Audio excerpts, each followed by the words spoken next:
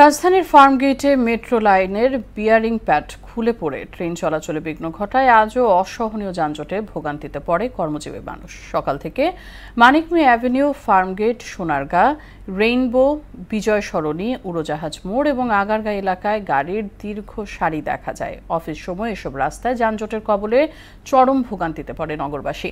পরে মেট্রো চলাচল স্বাভাবিক হলে যানজট কিছুটা কমে আসে। বিস্তারিত এসইউ সেলিমের প্রতিবেদনে।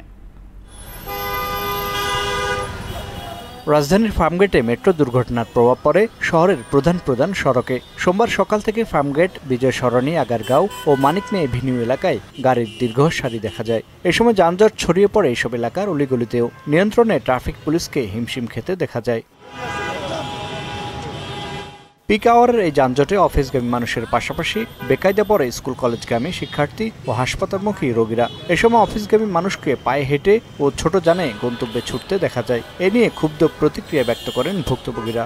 সবকটা থেকে ঢাকা উদ্যান যাইতে 2.5 ঘন্টা লাগবে। আমি যতটুকু মুভ করে আসি সাধারণপুর থেকে, খিলগাঁও থেকে প্রচুর জাম। সংসদ ভবনের সামনে নামে আমাদের রোগী আছে স্পাইনিতে, তো ওখানে যাব, ওর জন্য হেঁটে আসতেছে, বাচ্চা নিয়ে অনেক কষ্ট তো হচ্ছে, মানুষের ভালোই কষ্ট হচ্ছে। রিক্সা আসছি, আপনার প্রায় 1.5 ঘন্টার উপর সময় লাগছে। সাভার থেকে উঠছি প্রায় 2 ঘন্টা যাবত এই পর্যন্ত পৌঁছাইছি।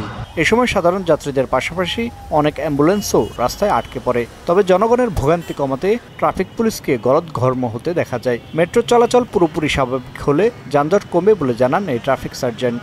কালকে মেট্রো রেলের এখানে একটা দুর্ঘটনা ঘটছিল।